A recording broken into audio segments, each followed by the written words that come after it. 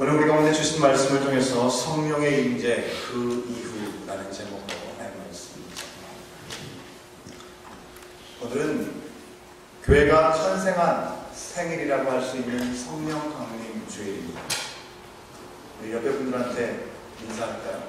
인사할 때 잘하셔야 됩니다. 그냥 이렇게 밋밋하게 하지 마시고요. 노래를 부르셔야 됩니다. 생일 축하합시다. 빨리 하시죠. 생일 축하합시다. 생일 축하합시다. 예, 교회 버리신 그리스도 안에 몸된 지체가 바로 우리들이죠.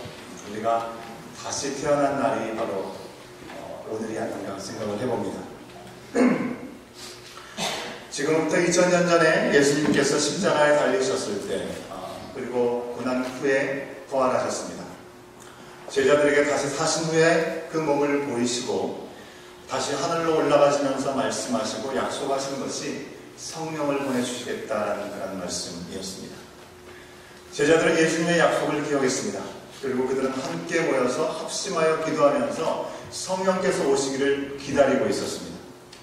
그러던 중에 바로 오순절이 이르렀을 때 그들이 기도하여 모인 곳에서 바로 성령께서 급하고 강한 바람처럼 불의 혀가 갈라지는 것처럼 강하게 각 사람 위에 임하셨습니다. 그러자 거기에 모이는 그들이 다 성령 충만하게 되었다라고 성경 말씀은 우리 가운데 말씀합니다. 약속하신 성령께서 임하셨을 때 그들 가운데 참으로 여러 가지 변화의 일들이 눈에 보이는 변화들이 있었습니다. 어떤 변화가 있었습니까? 먼저 명절이었죠. 오순절 날이면 곳곳에 흩어져 있었던 유대인들이 하나님께 예배하기 위해서 함께 모이는 자리였습니다. 한국에서야 대한민국 안에서 모이지만 이 유대인들은 이 오순절을 지키기 위해서 세계 곳곳에 뿔뿔이 흩어져 있던 자들이 이 예루살렘으로 모이는 시간이었습니다. 쉽게 말하면 제외 동포들이 예루살렘에 모인 것입니다. 디아스포라 유대인들이라고 할 수 있는 이들이 그곳에 함께 모였을 때 놀라운 일들이 발생했습니다. 어쩌면 시골 사람들이라고 여겨지는 사도들, 제자들, 함께 합심하여 기도했던 그들은 외국에 살고 있었던 2세, 3세에 해당되는 사람들이 쉽게 사용하고 있는 언어를 마치 오랫동안 사용했던 것처럼 자신의 언어인 것처럼 방언을 통해서 그들 가운데 복음을 증거했다고 하는 것입니다. 여러분, 오래전에 어떤 일이 있었습니까? 하나님께서 백성들을 하나님의 사람들을 세우셨지만 그들은 죄로 인해서 하나님부터 점점 멀어졌습니다. 어떻게 하면 우리가 하나 되는 모습을 잃지 않고 흩어짐을 면하고 하늘에 닿도록 탑을 쌓고 하나님처럼 될 수 있을까? 바벨탑을 쌓았습니다. 그 모습을 보신 하나님께서는 흩어짐을 면하기 원했던 그들을 흩어놓으셨습니다. 하나의 언어를 여러 가지 언어로 사용하게 다 뿔뿔이 흩어 놓으셨습니다. 그리고 그들이 함께 지내면서 악한 도모를 이루지 못하도록 하신 것입니다. 오순절 성령 강림 그 이후에 이 언어의 성벽으로 복음을 받아들이지 못했던 그들에게 이제 오히려 반대로 예수님께서 우리에게 오신 은혜가 어떤 것인지, 복음이 무엇인지 그들에게 전해지도록 전혀 사용하지 않았던 방언을 말함으로 말미암아 복음이 그들 가운데 들려지게 하셨다고 하는 것입니다. 바로 하나님의 선한 역사, 구원을 위한 기적, 바로 회복의 역사라고 할 수 있는 것이죠. 성령께서 각 나라의 말로 하나님의 큰 일을 말하게 하셨을 때 각 사람들은 조롱을 당하게 됐습니다. 하지만 담대하게 기도하며 그 자리를 놓치지 않았습니다. 그리고 이어서 베드로는 11사도와 함께 유대인들이 사용하는 아람말로 아주 큰 소리를 외치면서 전했던 것이죠.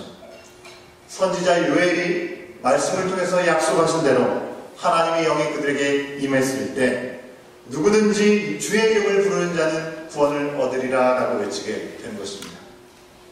하나님께서 정하신 뜻대로 이미 아신 대로 아들 예수 그리스도를 내어주시고 십자가에 달리시게 하셨지만 구약 성경에 다윗이 예언한 대로 예수님은 사망에 매어 계시지 아니하고 다시 부활하셔서 생명의 길을 허락하셨기 때문에 이제 성령의 강림을 통해서 충만함을 얻게 된 이 사도들은 조금도 머뭇거리지 않게 되었다는 것입니다. 이 예수님께서 이제 역시 다윗이 예언한 대로 하나님 우편에 계시고 하나님은 예수를 주와 그리스도라고, 그리스도가 되게 하셨다라고 바로 베드로가 전하게 되었을 때 사람들은 어땠습니까? 밋밋하게 그런가 보다 했습니까? 아니요. 그들은 그 말씀을 듣고 마음에 찔려서 어찌할 바 알지 못했습니다. 우리가 어떻게 해야 됩니까? 라고 물었습니다. 이에 베드로가 뭐라고 얘기합니까? 회개하여 각각 예수 그리스도의 이름으로 세례를 받고 죄사함을 받으라. 그리하면 성령을 선물로 받으리라 말씀했습니다. 이 약속을 전해줘서 그 당시에 그것을 믿었던 자들이 3,000명이 넘게 되었다라고 말씀은 우리 가운데 고백해주고 있습니다. 바로 여기에서 교회가 시작된 것입니다. 성령의 강권적인 임재를 통해서 하나님 앞에 나온 자들이 모여서 교회가 시작된 것입니다. 예수님을 하나님의 아들이고 그리스도고 주님으로 믿는 사람들이 모인 곳이 교회라고 하는 것입니다. 여러분, 교회는 그저 교회를 왔다 갔다 한 사람들이 교인이 되는 것이 아니고요. 예수를 그리스도라고 주라고 고백하는 사람들이 교회인 것입니다. 그들은 한 번에 굉장한 경험을 하고 거기에 매료되어가지고 거기에 안주하고 만족하고 흥분하지 않았습니다. 사도의 가르침을 받아서 서로 교제하고 기도하기를 힘썼습니다. 그런 그들을 통해서 하나님은 표적을 보여주셨습니다. 사람으로서는 도저히 행할 수 없는 많은 기적들을 보여주셨다고 하는 것입니다. 이 또한 성령의 임재를 통해서 변화된 사건이라고 할 수 있는 것이죠. 38년 된 병자, 걷지 못하던 사람, 태어나면서부터 걷지 못했던 자는 예수의 이름으로 일어나 걷게 되었습니다. 그 외에도 수많은 기적과 같은 일들이, 죽음 앞에서 일어나는 일들이 많이 일어나게 되었습니다. 알지 못하던 방언으로 복음을 전하게 된 변화, 그리고 삶 가운데 하나님께서 역사하셔서 사람으로서는 도저히 감당할 수 없는 일들을 행하게 되는 이적들이 일어났습니다. 또 어떤 변화가 있었습니까? 각자 자신을 위해 살던 삶에서 이제 다른 사람을 향해 눈을 돌리는 삶으로 변화되게 된 것입니다. 성령의 임재하심을 믿은 사람들은요, 자신의 소유를 내 것으로만 움켜잡고 있지 않았습니다. 소유를 팔아서 필요한 자들과 함께 나누었습니다.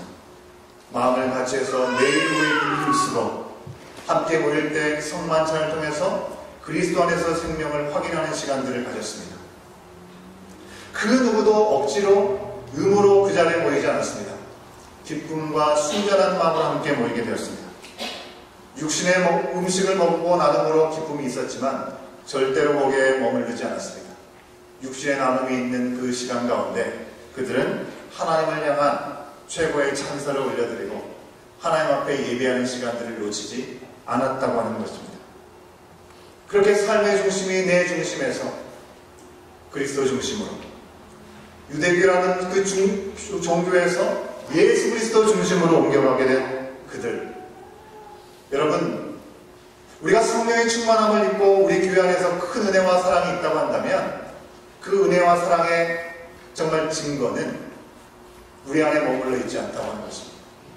우리 안에 모여있는 우리들의 가운데 있는 사랑과 충만한 은혜는 교회 밖에 있는 사람들에게 너무나 멋진 모습으로 보여지는 것이고, 교회 밖에 있는 사람들에게 칭송을 받고 그들 또한 이 하나님의 놀라우신 은혜의 자리에 나오기를 소원하는 마음으로 결단하는 열매들이 맺혀질 수 있어야 된다고 하는 것입니다. 그래서 말씀은 이 하나님의 은혜를 경험했던 사람들을 통해서 많은 사람들 수가 점점 더하여졌다라고 사도행전은 우리 가운데 말씀하여주고 있습니다.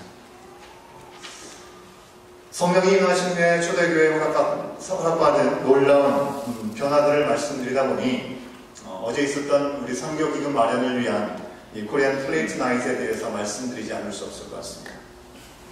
초대교회에서 각자 자신의 삶에 몰두했던 그들이 눈을 돌려서 다른 사람들을 위해서, 서로를 위해서 그 눈길을 돌렸던 것처럼 어제 우리 친교실에서 열리는 이 선교 후원 행사를 위해서 정말 많은 분들이 자신의 편안한 삶을, 편안한 자리를 기로하고 이른 아침부터 힘써 모여서 수고를 다해 주셨습니다.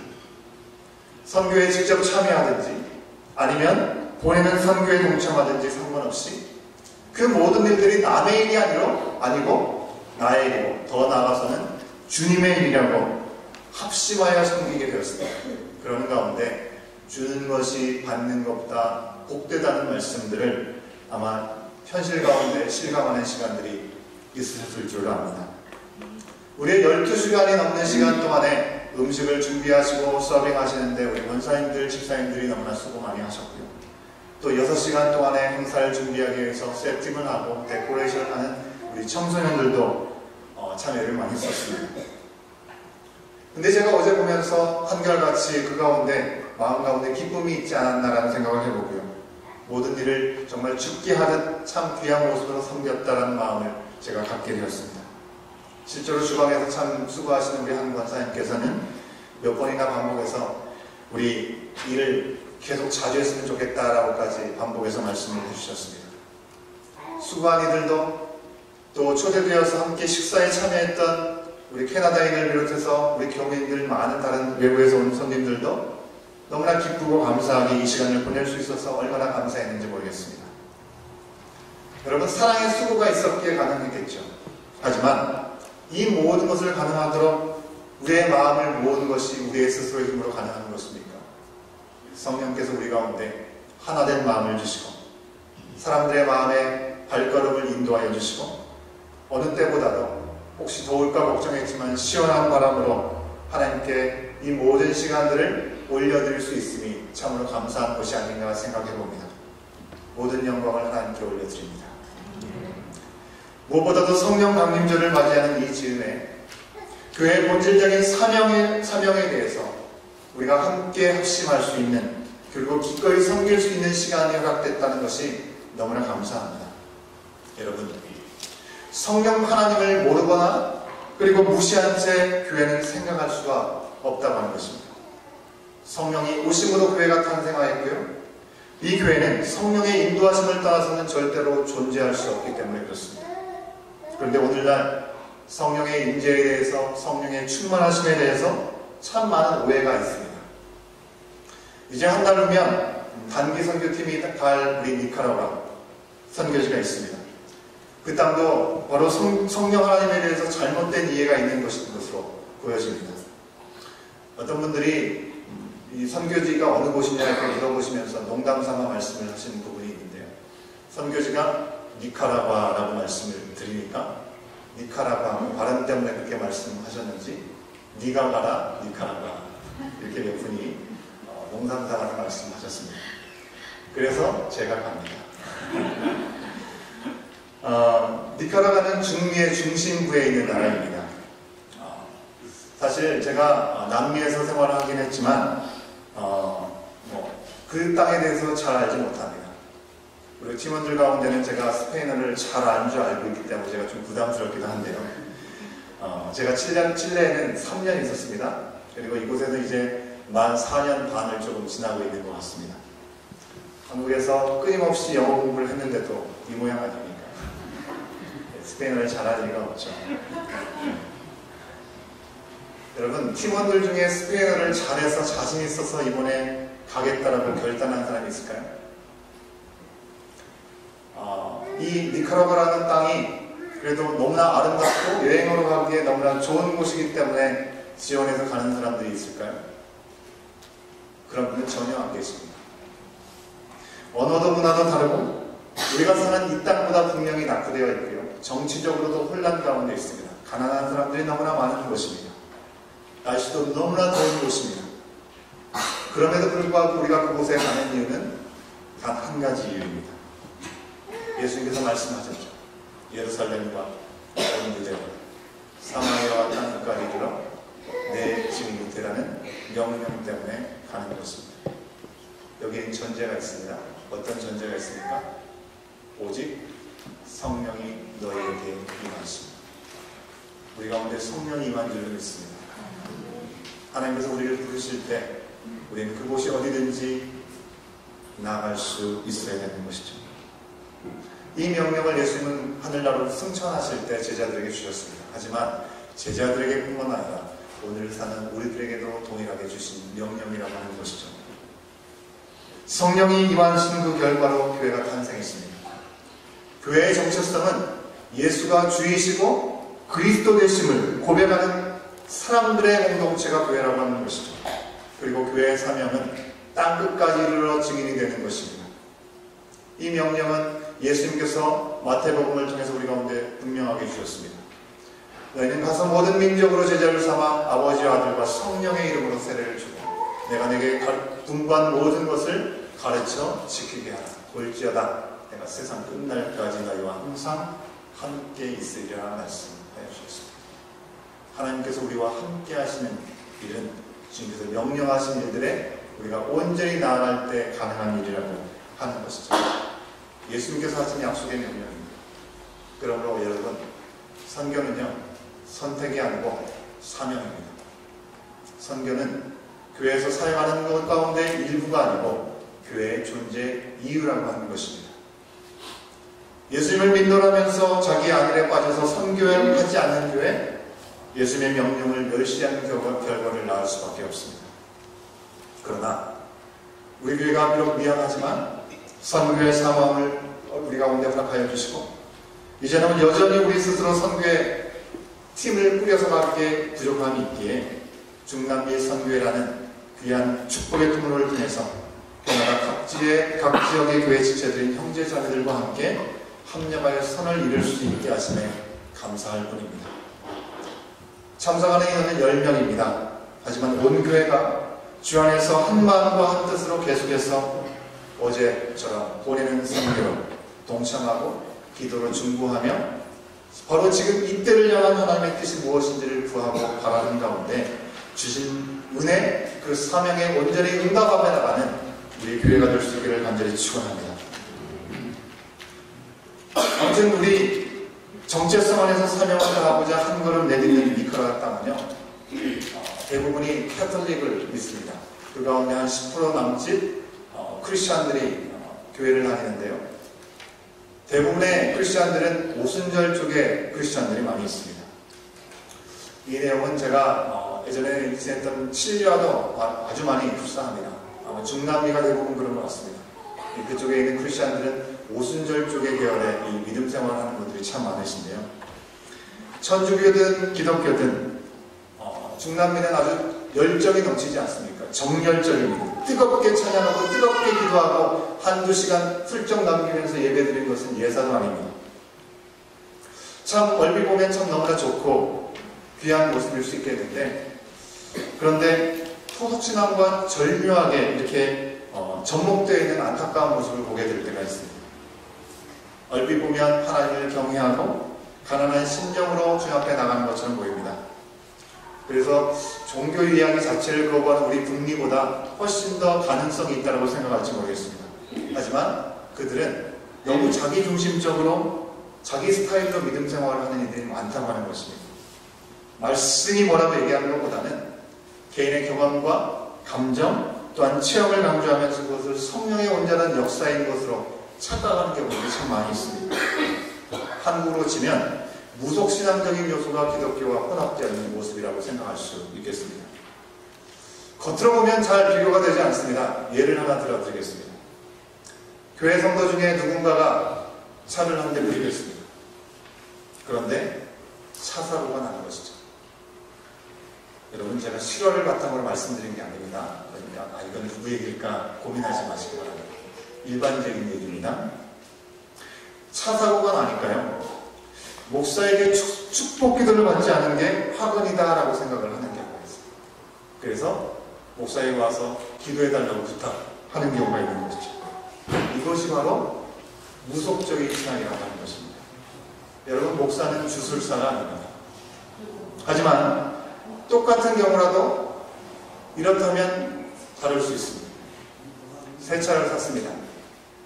그런데 이 차를 타고 가는 그 어느 곳이든지 그곳이 정말 하나님의 영광이 드러나는 삶을 살기를 원합니다. 그리고 이 차를 허락하신 하나님의 은혜가 얼마나 크고 감사한지 무엇보다도 먼저 이 감사한 마음을 하나님 앞에 올려드리고 싶어서 목사를 통해서 감사의 기도를 드린다고 한다면 그것은 전혀 다른 이야기일 것입니다. 여러분 기도의 이유가 무엇입니까? 우리의 질병과 우리의 재앙을 피하고 무사 안일한 삶만을 구하기 위해서 구하는 것이라면 이것은 무속신앙이나 샤머니즘이나 다름이 없다고 하는 것입니다. 그러나 기도의 이유가 먼저 하나님의 나라를 위해 구하고 하나님이 주신 은혜에 감사하고 무슨 일을 하든지 뭘 사든지 그 모든 것들이 하나님과 상관없다라고 생각하지 않는다면 그것이야말로 참 귀한 믿음인 줄로 믿습니다. 하나님이 주시는 복은요, 여러분, 세상이 이야기하고 세상이 말하는 기준 정도의 복과는 차원이 다릅니다.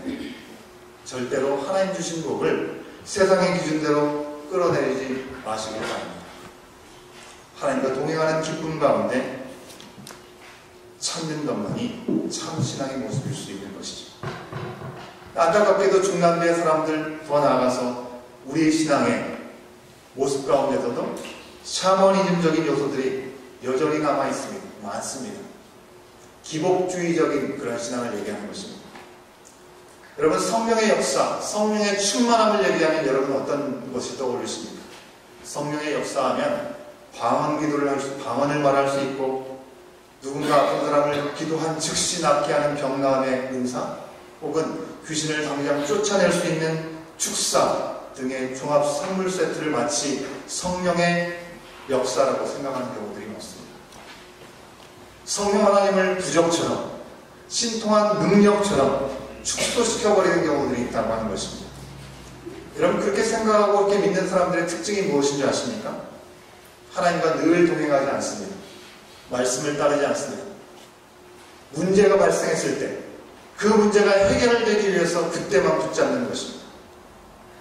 영이 충만하다고 하는 용한 사람을 찾아 헤매입니다. 영적인 능력을 받았다는 사람을 찾아 여기저기를 헤매는 삶을 산다고 하는 것입니다. 여러분, 우리가 찾아야 될 성령의 사람은 어떤 사람일까요? 용한 사람을 찾아가는 것이 아닙니다. 진정으로 성령 충만한 사람은 믿음 안에서, 말씀 안에서 바로 그 순간순간마다 우리에게 말씀하시는 성령님을 붙잡고 예수를 주로 고백하는 사람들입니다. 그리고 그 말씀을 토대로 담대함을 가지고 두려움 없이 기도하는 사람들입니다.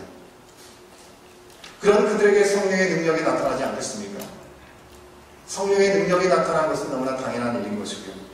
오직 예수의 이름을 붙잡고 가니 예수님이 다 책임져 주실 수밖에 없는 것이죠. 성령의 사람들은요, 평소의 삶과는 전혀 다르게 마치 요즘 마블사에서 나오는 영화들이 참 유행인데요, 슈퍼히어로처럼 특별한 능력을 행하는 사람들이 결코 아니라고 하는 것입니다.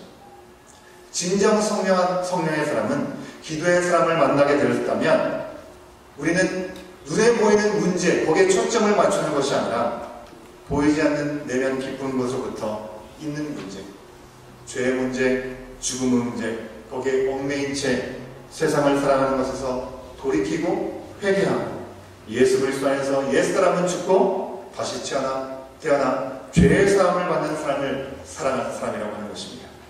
그러할 때 여러분, 우리 가운데 찾아오는 몸의 문제, 상황 가운데 찾아오는 인생의 문제, 그것은 더 이상 큰 문제가 되지 않는다고 하는 것입니다. 우리의 죄의 문제, 우리의 죽음의 문제, 그것을 능가하는 문제가 어디 있겠습니까?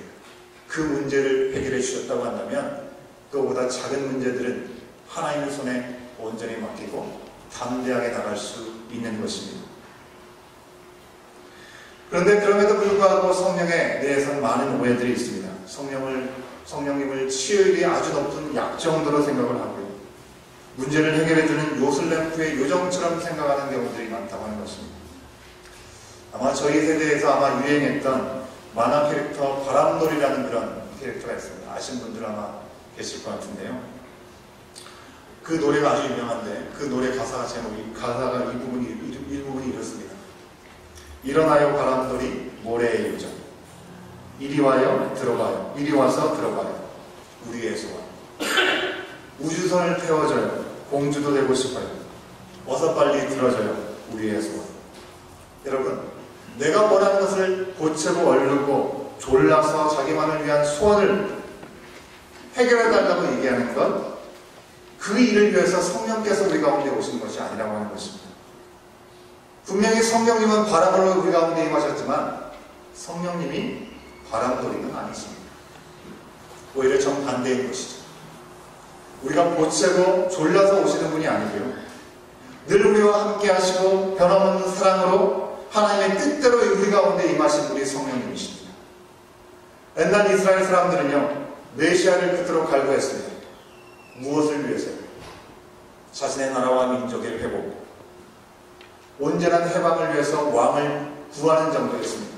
하지만 예수님께서 메시아로 오셨을 때 무엇을 위해서 오셨습니까? 십자가를 위해서 이스라엘 백성들만을 위한 것이 아니라 온 인류, 세상의 죄를 지심으로 사망과 죄로부터 우리를 자유자로 만들어 주셨다고 하는 것입니다.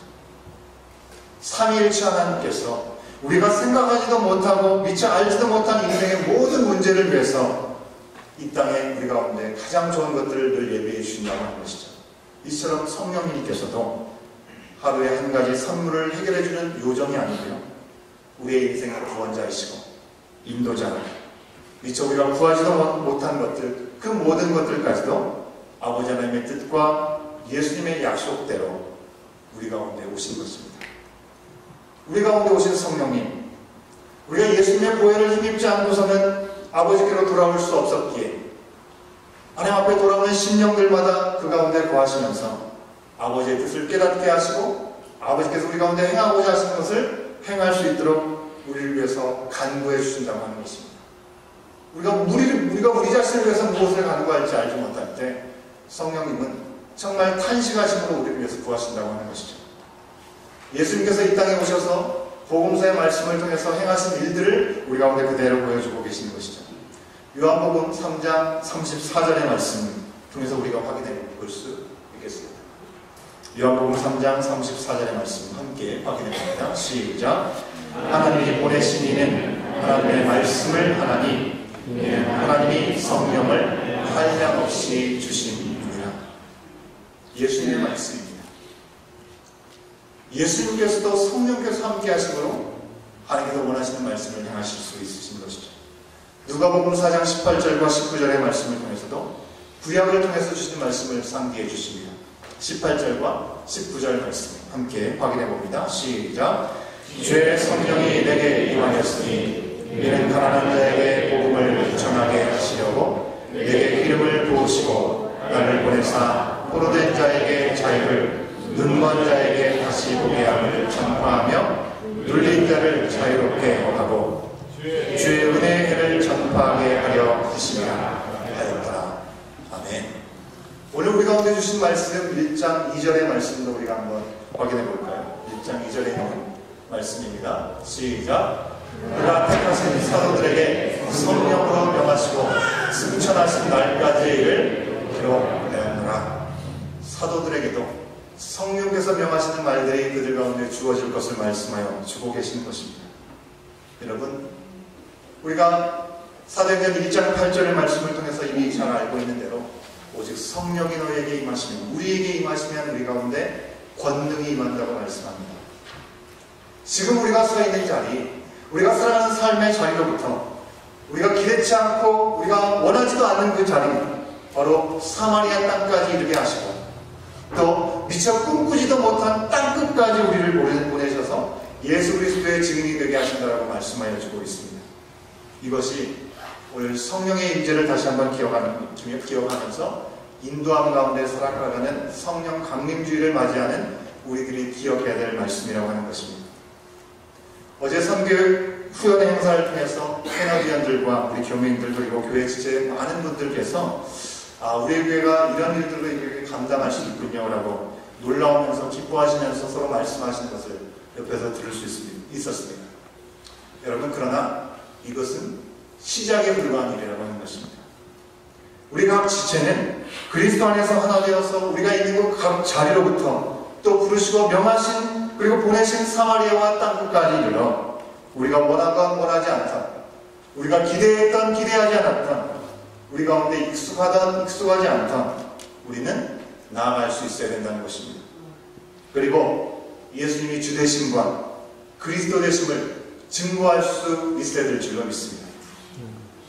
예수님을 다 내어주시기까지 사랑하신 아버지 하나님의 그 사랑, 지금도요 능력으로 우리가 붙들고 회복을 위해서 우리를 인도하시는 성령님의 은혜 가운데 붙들고 위해서 성령님은 오신 것입니다. 사랑하는 여러분, 하나님의 기쁘신 뜻이 우리의 삶의 구석구석 이루어지게 하시려고 성령이 오셨음을 다시 한번 기억하면서 매 순간 그분 앞에 우리의 삶을 내어드릴 수 있는 저와 여러분, 우리의 모습이 될 수 있기를 간절히 소망합니다. 우리 잠깐 기도하시겠는데요. 기도하기 앞서 우리 안에 이런 질문을 던져보기 원합니다. 우리는 무엇을 위해서 성령의 임재와 권능을 구하였습니까? 그리고 지금 구하고 있는 것입니까? 내가 무엇을 얻기 위해서, 내 목적, 내가 가장 관심 있는 것이 무엇이어서 성령의 인도하심과 도우심을 구하고 있냐고 하는 것입니다. 성령의 임재하심 후에 나의 삶은 무엇이 어떻게 변했나요? 성령 안에 부르심을 받은 우리의 교회를 향한 하나님의 뜻은 과연 무엇일까요? 우리 가운데 이미 내주하시고 우리가 함께 하시고 원하시는 성령의 인도하심 앞에 우리 자신을 돌아보며 또 우리 교회 자신을 돌아보며 주님의 마음을 시원케 하는 우리의 모습이 될 수 있도록 우리 자신을 내어드릴 수 있도록 시간 간절하고 잠깐 함께 기도하는 시간 갖도록 하겠습니다. 함께 기도하시겠습니다.